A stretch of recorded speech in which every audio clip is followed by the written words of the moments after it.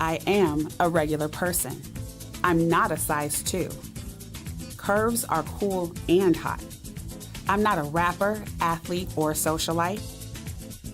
Just me. I wasn't born in Beverly Hills. I have fat feet. They're cute though. And I have my own opinion. I am a regular person. I am Just Chamia. Hey folks, we're here today with Joyce Gordon, who is the owner and director of the Joyce Gordon Gallery. Thank you, Miss Joyce, for being with us. So, before we get started, what are you reading and what are you listening to? What am I reading? Gosh, what is the last book I just read? Oh, I can't think of the name of it, but it was about two guys that were grew up in the same neighborhood, went through the same kind of developed situation, and one ended up spending life in prison, and the other one became a Rhodes Scholar. Two brothers. Wow. They were, related. Yeah. They had the same name. So that was really interesting. Wow. Yeah. And what are you listening to? I'm listening to KPFA and KQED. All right. Yeah. Love it. So we're going to talk more about you and who you are, but before we do, I'd love to get your opinion about a few select news stories of what's going on in our world. Okay. The TV series Roseanne was just canceled by ABC after Roseanne Barr tweeted some racist remarks. YouTube is currently deleting what they deem as violent videos, although they supposedly started with mostly rap videos and rap content. And then Spotify, which is a music streaming service online, recently pulled R. Kelly and XXXTentacion's music from their promoted or recommended playlist, citing a new policy that they have on hate content and hateful conduct. So with networks or radio stations or streaming services choosing selectively content or shows or whatever that they're going to pull or stop promoting, is this censorship? Do you think this is censorship, or do you think it's corporate social responsibility? I have no idea. I think some of it needs to be pulled. I think that was a great idea. Yeah. I'm not really sure about the thing with R. Kelly, because I think he's a musician. Or, but I'm not really that familiar with his music, but it seems like his background or surrounding is real negative. So. Well, with him, his music, he's an R&B artist and the music is fine. With him, it's more so he's been accused of having a harem of women. Some of them are brought to him when they're just underage, and so that's really what it is. He's never true. We don't know. He's never been criminally charged. But what does he say? What is his response? He's saying, of course not. But then you have Spotify that he hasn't been charged with anything. He's saying he hasn't done that, but they're pulling his music from recommended playlists and things like that. Well, I don't know that that's a good thing. Because I just think there's a serious war on black men, young, old, whatever, starting with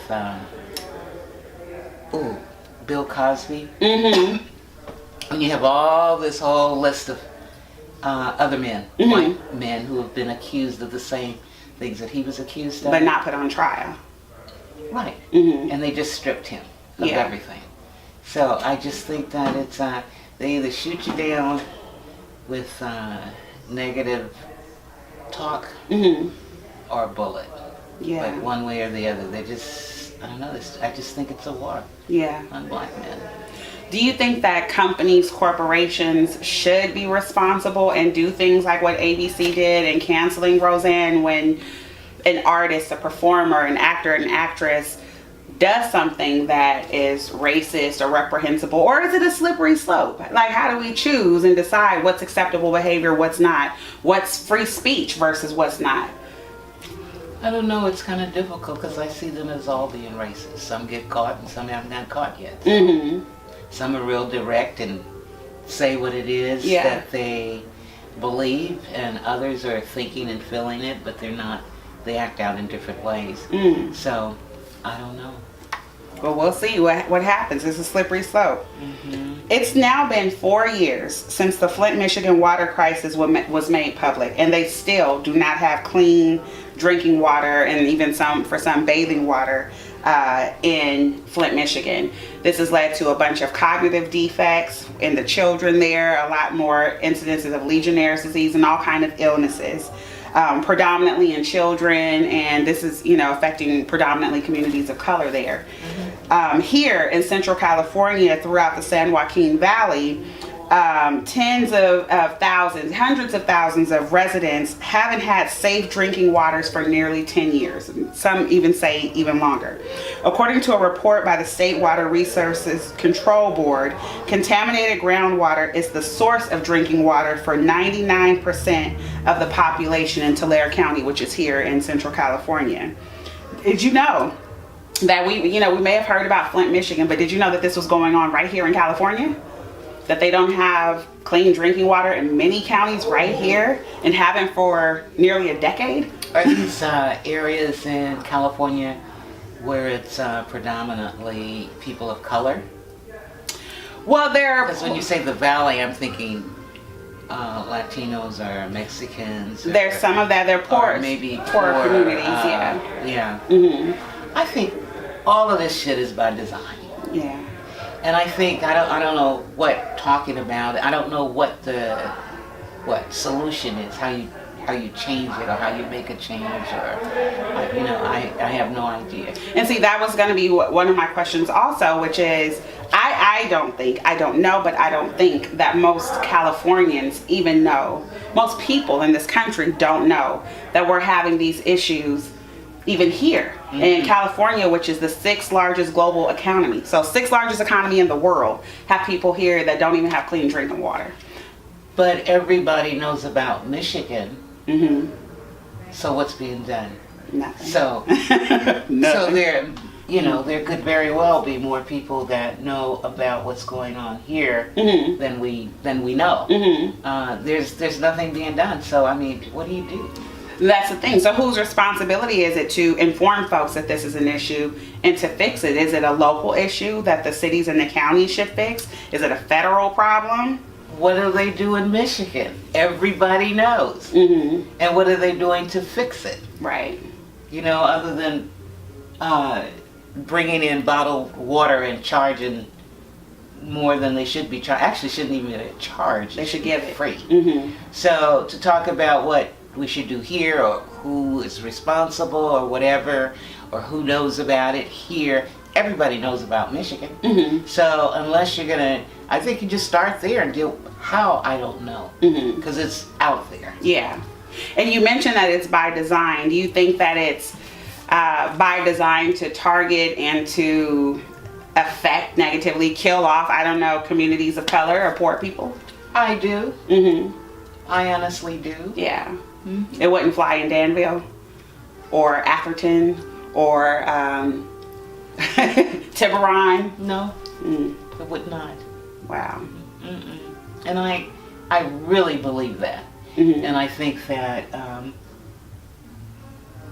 I don't know how it could change, other than we wake up and come together and just take each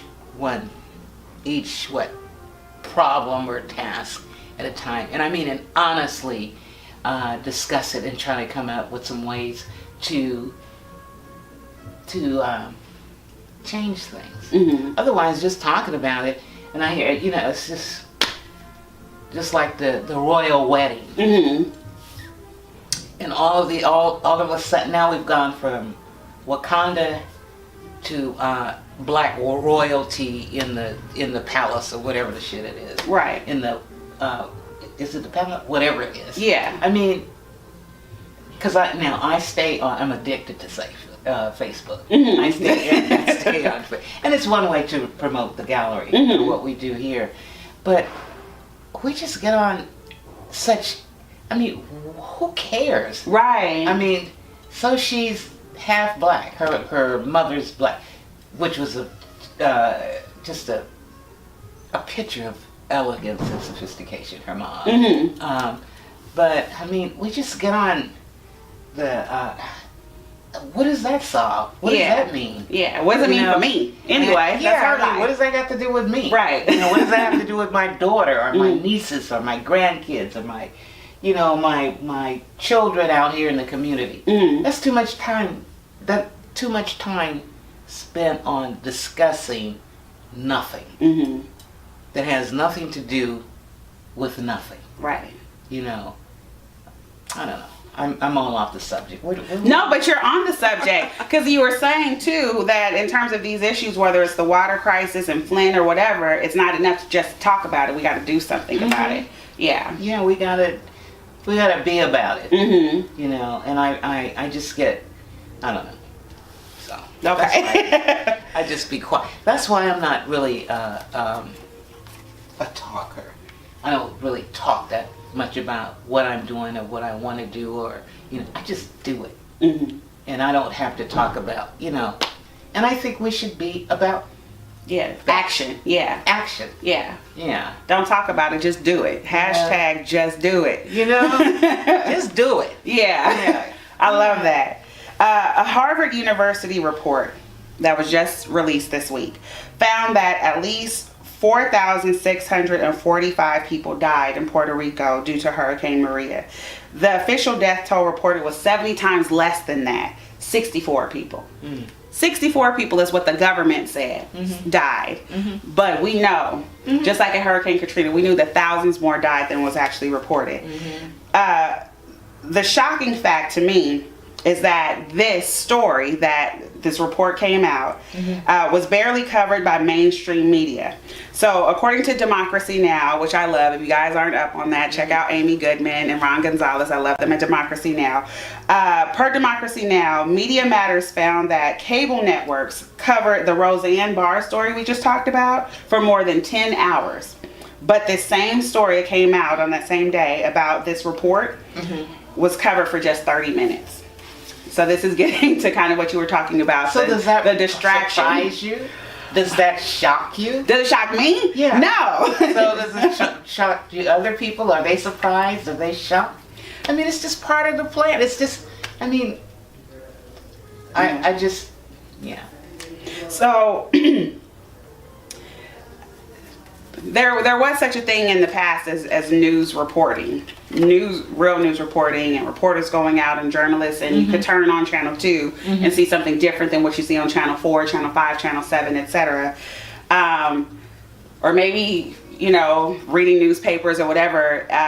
Do you think that news reporting has actually changed, or do you think this is what it's always been? Selective reporting? I really cannot speak to that. I just it could be the way it's always been. It's just like with our president, and he just does this and he does that, and everybody says, "Oh God, he did this, and this has never been done before, and this has never been done before, and he said this and he said." I think he's just speaking his truth. He's just a racist, and he's not trying to hide it. He is the way. This is his thinking. But it's also the thinking of a whole bunch of other people that look just like him. Yeah. And I think like now with so much, the thing at Starbucks and the thing with the young lady in the at Yale Yale, and just all these little incidents, all these little things. Now since the leader of the country says it's okay, it's coming out of what's been inside, that's been there all the time. So let me tap into that, because this is where I was going next. The National Urban League released its annual State of Black America report recently. In it, they stated that the organization's new priority will be to protect areas of progress such as job creation, high school graduation rates, health and civic engagement, all these things that got better under the Obama administration, from re-entrenchment during the Trump administration. There's been a lot of things happening pertaining to Black America recently that we've heard about, from the NFL's recent policy that they rolled out stating that players are not allowed to kneel during the national anthem anymore. They can stay in the locker room, but you cannot kneel. what happened at Starbucks in Philadelphia, where the two brothers who were coming in to do what people do at Starbucks every day, to have a business meeting and sit down, the police were called on them. What's happened in the Waffle Houses across the South with black patrons having the police called on them and then being manhandled by the police. And even right here at the lake, Barbecue Becky, the white woman who called the police on the brothers who were out there barbecuing. And you know, what you pointed out about the sister at Yale who fell asleep in the common area, and the police were called on her by a neighbor who I know knew her. Do you believe that race relations in America have changed negatively, like things have gotten worse? Or do you think that we're just hearing it and seeing it more because Donald Trump is in office, or because we now have more access to social media, everybody has a camera phone and can, you know, film it and put it out there? Or has it always been this? I think it's always been this, but it's also the fact that now you can see it where you couldn't before. I don't think anything has changed. I think it's all been there all the time, all the racism and all of that. And I think that now people are more comfortable or more to just say what they want to say. I mean, they could look at you and, you know, you could probably feel what they want to say, but they wouldn't say it. So now they just say it. Yeah. But, you know, the Waffle House, Starbucks, see, my thinking is we need to be about, I mean, how many black coffee shops are there? Right. We don't even need to be up in Starbucks. Right. You know, how many black restaurants are there that serve breakfast? You know, pancakes and waffles or whatever. But it's something about us. I think we just have this really, I don't know, we just have this real serious slave mentality, and we just feel like we need to be there. We need to be in their house, because then we feel whatever. You know, we put them up there. You know, I mean, they do what they do, but I just think we just really need to change our thinking. So we need to think. Yeah. We need to just start thinking. Yeah. So that was going to be a question of mine. So what is the responsibility of black people in America to help this stop happening, to educate others around what racism looks like, what unfair treatment looks like? Do we have a responsibility to do that? And then, like you were just mentioning, change where and how we spend our dollars, where we patronize, but thinking as well. So is that our responsibility, or do other people of other ethnicities bear some of that responsibility as well? Our responsibility is to us, to our people that look like us, our children. Our responsibility is to acknowledge each other and support each other. There's racism right within the black community.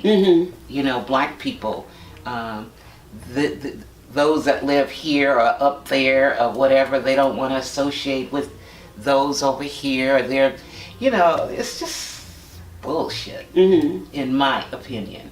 And I think that, because I think if you start believing in yourself, believing in your people, believing in your race, and respecting each other, you're not going to be up in all these other little situations. Some of them, it's not going to happen because you're not going to be there. You're not going to give somebody your money that don't want you in their business. Right. It doesn't make sense. It's like, I think it was in Target, one of those stores, and they didn't want to serve the person because I can't remember what it was, but he ended up spending his money there anyway. Why would I want to give you my money? Right. It just doesn't make sense. Why am I going to force you to let me come in and spend my money with you? When you think about that, how does that sound? It There's sounds something crazy. wrong with that. Yeah. You know, when there's another place where people are that are just like me, and I could spend my money. You know, it's something, I don't know.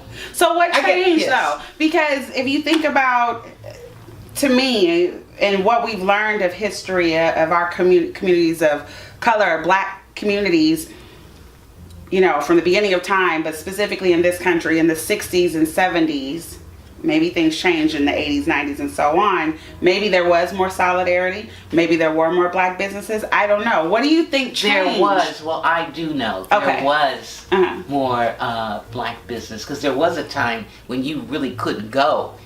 You think you can't now, or you go now and you're mistreated. You couldn't go. Mm-hmm. You know, I was born, I was born in Louisiana when everything was, schools were all black, Mm-hmm. churches were all black, everything. And then there's this thing about here when we came to Oakland, where you couldn't live in certain areas. They only would let blacks buy in certain areas. But those areas flourished because there were black businesses there. And so you could support those, you're just giving back. And then the younger people, you're seeing doctors, you're seeing black doctors, you're seeing black educators, all of that. Because when I grew up in Berkeley, I didn't have one black teacher from elementary school to junior high school to high school, not one. I didn't know what that looked like other than my aunts and uncles who were teachers. So I just think that, what did you ask me? What changed? I mean, you're saying no, it's fine. But I'm like, you experienced that, so you saw that. Is that they allowed some blacks, or they got in a position, they made some money, and they could move out of the neighborhood and be where the white folks are. Or the other folks. They didn't have to just go to the cleaners on the corner. They could go up on Piedmont Avenue or Grand Avenue or Ashby or whatever and patronize them. They could take their money and spend it there. I don't have to stay here with you. That's what happened. Or So is the solution or potential solution then to resegregate ourselves? Or is it just changing the mindset? I think it's changing the mindset. Okay. But I don't think you have to change your address and move back into wherever. It's just a mindset, the way we think. We just think their sugar is sweeter, their pepper is hotter, everything that they do. And then, this just makes me really crazy. Well, I should be able to do this. White people do it. Why do we why is that our standard? Why can't we set our own standard? Why do we need a black Santa Claus because they have a white Santa Claus? That don't even make sense. Right. Why do we have a black Barbie doll because they have a black Barbie doll? I mean, where's your imagination? Yeah. Where's your creativity? I'm done. One more question on this, and we gonna talk about you too. I'm gonna go out here and slap somebody. In terms of others, non-black folk, and how they interact with us, do we have a responsibility to educate them when their behavior to us in our face is wrong or less than? Or should we just walk on? don't have a responsibility to anyone else but us. Because if you're confident and you believe in yourself and you love yourself, you wouldn't give a shit. It wouldn't bother you. It wouldn't matter to you. Because they're not that important. They didn't speak to me, or they gave me this look like I shouldn't have been there, or whatever. Or Roseanne called me such and such. It's like, you could call me a B, but if that's not my thinking about who I am, it wouldn't affect me. Right. That's your thing. That's not my thing. And that's okay. And I'm not going to try to make you like me. Why? What benefit is that to me to force you to like me? Right. I like me. My family likes me. My community loves me. I don't need you. And so I think that's just my thinking, child. Love yourself. Hashtag love yourself. I love it. I love it. All right, so let's talk about you, Miss Joyce. For those who don't know you, tell us about your background. Where are you from? Where you came when you told us Louisiana and Berkeley, but tell us your story. Okay, I was born in Louisiana. Where about? Because my people are from Tallulah, a little You've town. never heard of it. Okay. But it's called Zachary. Okay. And it's about, I don't know, 20 minutes or something outside of Baton Rouge. I was born up in the country. Yeah. In a house that my father built that was next door to the house that my grandmother and her kids grew up. And they are still there. Wow. Yeah, and they own the property. Yeah, so, and then we came to Berkeley on the train, as a lot of folks did. And when we first came to Berkeley, we lived in, it was called Cordnice's Village in Albany, and then it became University Village for students at UC Berkeley and staff, faculty. And so from there, from Albany, we moved to Berkeley, and I grew up in Berkeley. Okay. And how'd you get into art? I grew up with 7 brothers, so I spent a lot of time in my room by myself, drawing and writing, and poetry, or what they call spoken word now, writing. So I spent a lot of time. I'm really a loner by myself because I wasn't in the sports and Willie McCovey and Willie Mays, because my father, they would all be around we only had one TV, watching the games. So I spent a lot of time by myself. And when I was at Willard, art was just, I like colors, I like pretty. And so that was my, strongest class, I guess, art and English, believe it or not. I used to really be very, what they say. You still speak very eloquently. She's such a lady. And so I went to Berkeley High, and then I went to, it was called Grove Street College then. The old Merritt College was on Grove Street, which is now Martin Luther King. And then I used to take these art classes, craft classes, and then I went to, I had a boyfriend who was a barber, and so he sent me through beauty school. Okay. And so we were going to go to business together. And he married somebody else. So anyway, I opened salons. So I worked in salons, and then I opened my own salon, and then I worked for a company, and I traveled around as a platform artist and educator, creating new hair cuts, design. If you use this product, this is what your hair would look like. Okay. That kind of thing. From all over, from California to New York to Chicago, Texas, and all of that. And all of those places, in London, that we would go, I was just fascinated by galleries. I was like, wow, I would love to do this. I wonder how they do that. Because I just like art. Yeah. And so, fast forward, I have 2 kids. I've been married, divorced, 2 children. And my kids were graduated and went away to college. And so, and at the time, Rasay and I worked together at his salon on Grand Avenue. It was just the 2 of us. And I decided that I wanted to open a gallery. Didn't have a clue what that meant, other than we were going to bring because there was a time at Berkeley where we used to have these art parties. And we would get together and have the artist hang his work and get a big thing of wine and some spaghetti, and we just have a party. Didn't sell nothing, but that's what we did. But you looked at the art. Right. It's just a part of me. It's just always been what gives me, I don't know, life or peace or something, joy.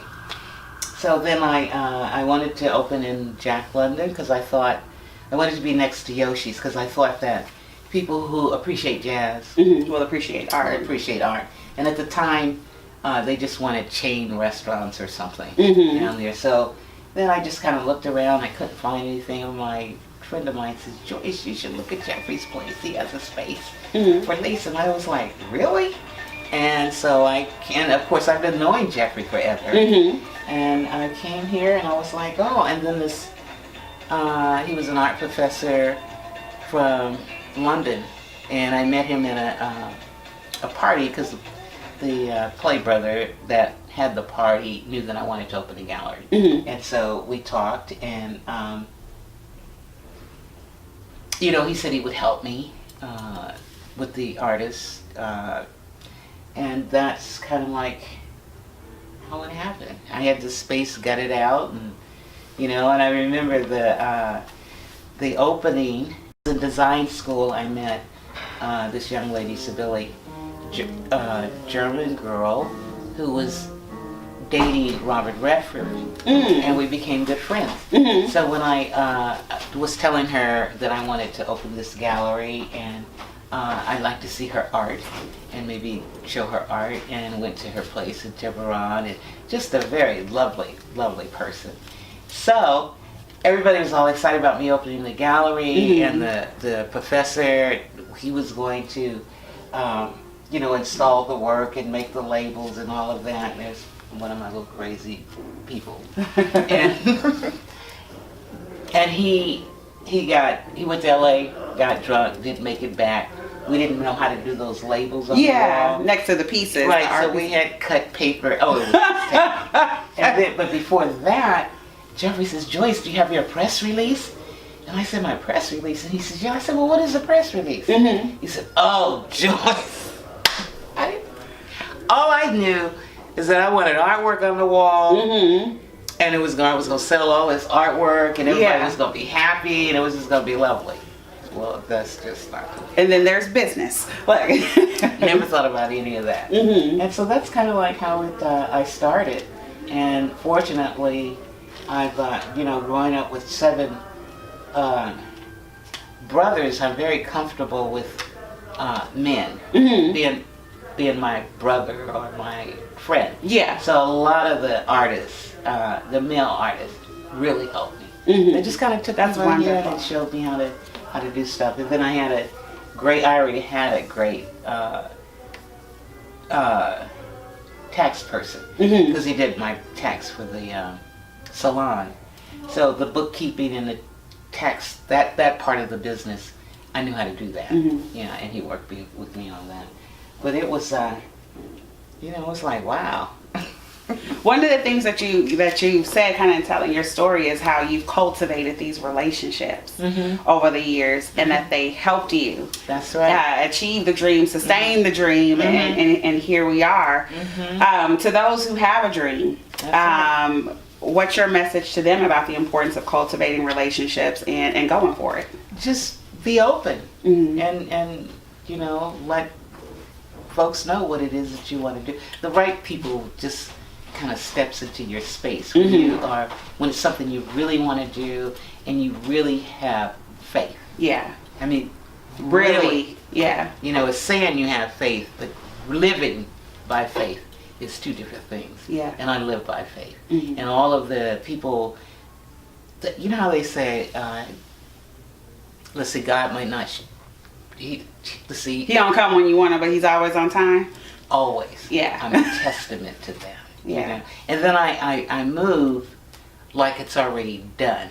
It's like planning this youth festival, because I started a nonprofit 2 years ago. Okay. So I do the youth festival in August, and so I'm putting the whole thing together, and I don't have a dime. But it's gonna happen. Yeah. Yeah. And I always feel if you can see it, it can happen. And I can see it. The gallery, if I could see it, I knew, and I have to, you know, I put myself in a space where you just imagine it, and you see it from the beginning to the end. It's like when I used to do hair shows and fashion shows. I could see the whole. If I could see the whole thing, I knew it was gone. If I couldn't, I had to work on that until I could see the whole picture. From start to finish, and that's very important too, especially as an entrepreneur. I get that, seeing it from start to finish. What's the importance to you of showcasing art or artists that reflect social and cultural diversity? That's very important to me. Yeah, and I think that's why a lot of the artists in the Bay Area and other areas, they really, I mean, they genuinely like me. Because I don't try to change them. I don't try to change their thing. Well, if this is what you do, because you have to do you, how you feel. and you're expressing yourself about whatever issue, then do that. And they can show here, and that doesn't happen everywhere. What's one of your favorite exhibits that you've had in the gallery, and why? I have so many favorites. Yeah. 'Cause I like all of them. But the one that really kind of stuck, I guess, is I had been here about 3 years, and my other brother, Lou Bassan, that did the Bill Pickett Rodeo, passed a couple of years ago. He lived in Denver, and I was in New Orleans. I picked up at the galleries in New Orleans and picked up these flyers, and this artist, these bronze saxophone and whatever those other instruments, because I was telling somebody that this young man played the sax just like Miles Davis, and it was like, Joyce, Miles did not play the sax. So I'm just going to say these instruments. Yes, the trumpets. Yeah.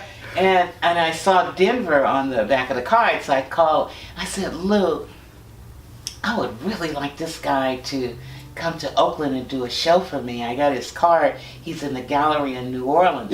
And he said, well, who is he? And I said, Ed Dwight. Oh, I know that little Nick. And I said, okay, so he called him. And Ed Dwight called me, and he told me, and he flew out here to see the space. Of course, he loved the space. And he took me to Sausalito. We had dinner, and he said he'd do the show. He was going to show me how to make money. And he had bronze sculptures from the, he started from the Maasai, Africa, all the way down the room to the slave ships. And these were bronze sculptures that are in chains. And then to the, you know, the, what do you call it? Pulling the cotton in the sacks. What do you call it? That part. And it went all the way around to the side gallery, and he had, I mean, it was like It was like a history in bronze. And then he had this one bronze that was the hand putting the ballot in the ballot box. It was called the hands that pick cotton. I swear to God, people were coming in here and they were in tears. You know, one brother walked in and he was clean in his suit. He just fell to his knees. That was the most powerful exhibit that I have seen here. You know, where it just touched everybody that came through. And then when it came around to all the jazz musicians and Billie Holiday and then all the way around, then it was just amazing. That was like, wow. That was a wow. Wow. Wish I could have seen that. That was a wow. Where, what's the importance of teaching art appreciation and people visiting galleries and museums? I don't know if folks are doing it like they used to, but should we be teaching younger generations about art appreciation and bringing them to galleries? Or is it for adults or just those who happen to love art? I think art is for everybody, and art is everywhere. And I think what we need to be, I don't know, art appreciation, I don't know what that means. But I think that people need to know, it's just like going in the library or the museum, that there's information here. There's peace here. You can connect the dots here. And it's all through all of these different artists, different experiences, and how they, project that. And children, because people ask me, well, this artist that's showing in the back, he asked me, well, can kids come? I encourage people to bring their kids here, their children here. I've watched people pass the door, and it's the kids that pull them back in. They'll say, Mom, there's some art. You know, it's the children. And see, we need to pay attention to the children. You know, we really need to pay attention to them. And that's another reason why I started the youth art program, because these young people are so talented, you know, and and we just need to acknowledge them. And like I told the other artists, they would say, well, Joyce, can I have some art in the festival? No. This is for young people. Mm-hmm. And there's always festivals and there's always a section Yeah. for young people to do some, what do you call it? I don't know, murals or whatever. Graffiti or whatever. Mm-hmm. Or a dance contest. Or one more than that. Mm-hmm. We're going to have golf. We're going to have soccer. We're going to have skateboard. We're going to have young entrepreneurs. The youngest so far is 11. Wow. Selling his caps. Another one, I think he's 13, just came out with his clothing line. Mm-hmm. Young one with skincare for Really? young people. Uh-huh. You know, they So this is going to be in August where? right out here on 14th Street in the middle of downtown Oakland. Love The it. first Sunday in August. Mm-hmm. It's called Oh Yay, Oakland Youth Art Explosion. Love that. Oh, So yeah. They're just going to come and take over downtown. Mm-hmm. And then it's important that they know that or understand that yes, you belong here. Yes. You know, this is your city. Mm-hmm. This is your town. So that's what we're going to do. Love it. Yeah, and I tell them we're going to keep on going, and pretty soon it's going to start from Broadway. We're going to take it all the way down to the lake. Amen. I look forward to that. So what's coming up at Joyce Gordon Gallery, the exhibits you have coming up? The exhibit that's here now, we have the opening tonight, and one of the artists is Kevin. Mm-hmm. He does watercolor, Mm-hmm. and the other artist is Gabe, Mm-hmm. and his are kind of cubism, Mm-hmm. like Picasso or something Yeah. like that. So that's what's happening, and there's next